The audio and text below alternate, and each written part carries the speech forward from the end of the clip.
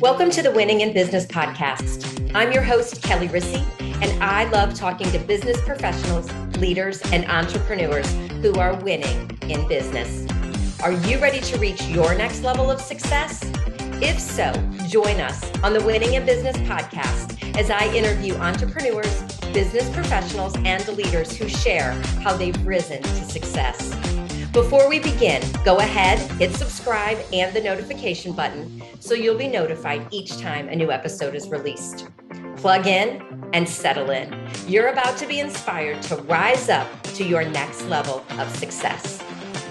This is Kelly Rissy, and I'm back with another episode of Winning in Business. And first off, I just want to thank you so much for listening each week. I appreciate each and every one of you for tuning in and spending a little bit of time with me.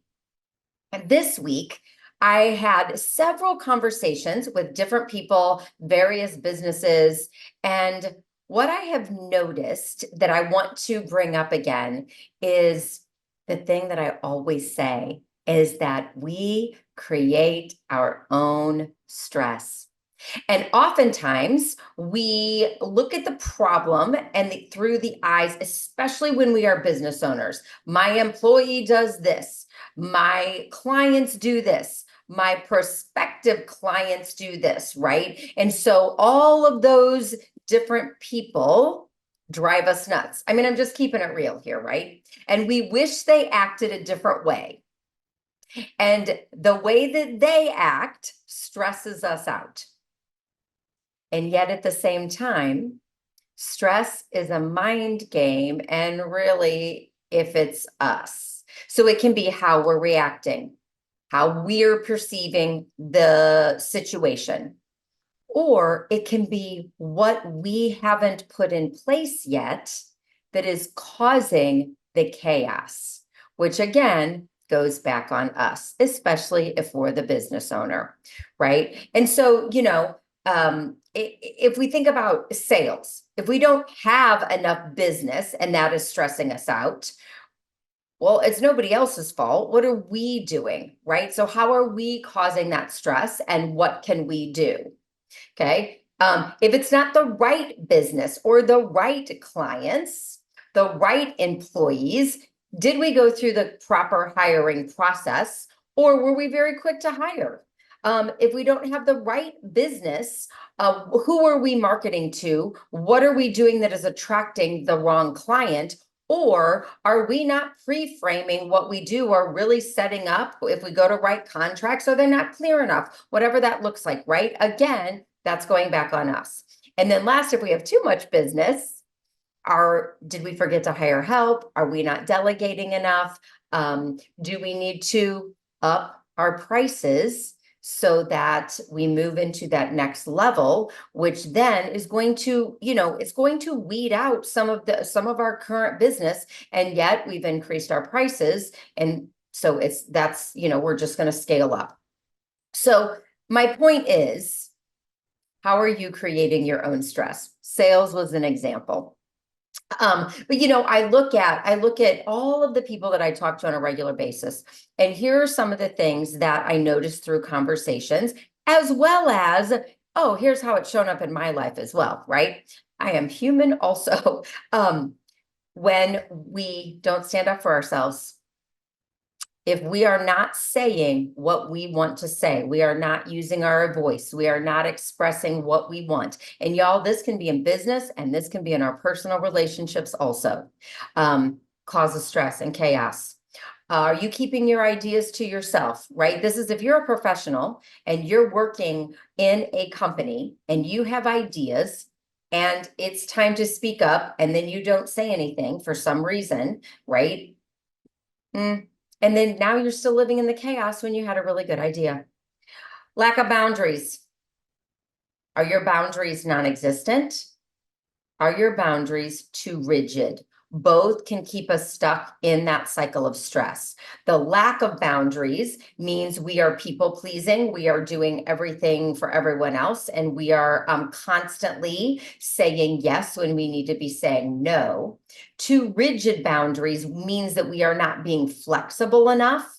And that is often stress inducing as well, just because we're trying to keep such strict boundaries. It's like, right?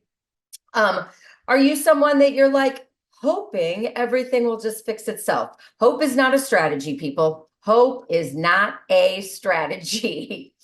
Are you expecting other people to be mind readers and know exactly what you know or exactly what you're thinking? This can happen often. Like, well, or like, well, I said it 4 months ago. Y'all, people don't remember what happened yesterday. Think right now, what'd you do last night? Or you're like, I don't know what I did last night, right? So people don't remember. They are not mind readers. So even if you told them, you need to tell them again. If you didn't tell them at all, then they really have no idea, no matter how much you have hinted around at it, if you haven't come out and said it. Right? If you want to raise and you haven't come out and said, I want to raise or asked for a raise, you haven't asked for it. You're not going to get it. Ask for what you want. And then the other is, are you too loyal or over caring about the situation? Because this will cause you stress. If you are the only person in the organization or the team, and you are caring 20 times more than everybody else, you're running yourself ragged. You are caring way too much. And my guess is that is putting stress and strain on all the other things that you do, because you're putting so much effort and thought into this and no one else's. It's out of proportion. So you have to check in and you have to ask yourself that very difficult question: how am I creating my own stress? Ask yourself, how do I want to feel? How do you want to feel about your business, about work, about relationships, about whatever it is? You fill in the blank. How do you want to feel about this little situation? Maybe it's just a situation, right? There's conflict. How do I want to feel about the situation? What can I do to feel that way? What do I need to do to make myself feel that way? Oh, well, I need to speak up. Oh, I need to go and, talk to someone and have a conversation. Oh, I need to have better boundaries. I need to start saying no and really, stick to the boundaries that I set in place. So any of those things that we listed. But when you start doing that, and it takes practice in any of those, right? Because we get in our habits. And the habits are, I shrink back and don't express my ideas, or I expect other people to read my mind. All of these are just habits. And here's the thing, we're all really good at habits, because whether it's a bad habit or a good habit, we're still good at habits. So figure out which of these, you need to work on, what is creating your stress, and then what can you do to feel a different way? And what do you need to let go of? What do you need to invite more of in your life? Because stress and joy don't go together at the same time. And when I'm talking about stress, I'm not talking about the kind of stress that excites us, the kind of stress that motivates us. I'm talking about the kind of stress that leads to burnout, right? I'm talking about that stress that moves into anxiety, that leads right on into burnout, right? We call that the chronic stress. That's the stress I'm talking about. Not the good stress, not the stress that's like, no, Kelly, stress motivates me. No, I'm talking about the kind that we feel mentally and emotionally and physically exhausted from. I'm talking about that kind of stress, right? So think about that. We create our own stress, which means the best part about it means we can do something about it.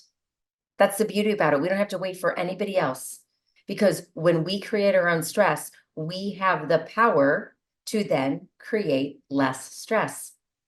Usually it has to do with communication, speaking up for yourself, talking, having the difficult conversation, and boundaries. And usually it's some type of saying no to something because we don't want to hurt somebody's feelings. We feel like it's, it's our job. We're going to get in trouble. We have to do it. It's our responsibility, whatever that looks like. And sometimes we just have to say, no, nope, I can't do it right now. Maybe we need to push out the deadline. But y'all, right now, if you're listening to this in real time, it is summer. And I know we want to be enjoying summer. We want to be enjoying sunshine, and kids are off and spending more time with kids. And yes, it's a more relaxed time. And yet I know that there were times in my life when, I pretended to be more relaxed. Oh, it's summer, I should be more relaxed, but I really wasn't. And it didn't create the best environment for my family. And so, that's why I do what I do, because I want the people that I work with, the people that I know, that I love, that I care about, I want them to be joyful and to enjoy life. And that includes the 8 hours we are working, as well as when we get home, not just, oh yes, I love my at-home time, right? It's both, enjoying both. So I hope you'll think about that. I hope you'll think about which of those that you need to either let go of or add in a little bit more of, that can just make you have more joy in your life, bring some more ease into your life. Because when you bring more ease into your life, the other thing that I always say is that when we bring more ease into our life, we share that ease with the people around us. And that energy just gets passed on to other people. And I don't know about you, but I want to catch other people's easy energy as opposed to their stressed out, contracted energy. I want the free flowing energy. That's the kind that I want. And so I want to make sure that I'm walking around with that. And I know that you want to do the same. Your customers feel it, your employees feel it, your family feels it, your neighbor feels it, everyone that you come in contact with. So go and release your own stress. We know the 6 ways to do that. The easiest ways to complete the stress cycle are laugh, cry, move your body, physical touch, go be creative, do anything creative, and breathe. And to that, I love the 5-5-7 breath. Take some big, deep belly breaths. Inhale for 5, hold for 5, and exhale for 7. And when you do that, then you can elevate yourself and elevate your success. All right, y'all, have a great one. Thanks again for listening. I know that you know someone that needs to hear this today, because someone feels the way that maybe you feel today also, or that you have felt in the past and needs to hear this, because I have felt this way. And this is why I do this, because I need to remind myself sometimes also. All right, y'all, have a great one. Until we meet again, rise up and live and keep winning in business. Thank you for being a part of the Winning in Business podcast. If you've enjoyed this episode and want to rise up to your next level of success, but are worried about increased stress, time for work and yourself and your family, not to mention being exhausted, I'd like to invite you to a complimentary strategy call where I'll show you how you can do it all. I'll help you reclaim time, keep your sanity, handle the chaos with ease, and move to the next level of success that you deserve and desire. I hope you found value in listening today. Please always leave your comments, feedback, or questions. We check them all. I want you to continue winning in business and reach your next level of success. See you next time.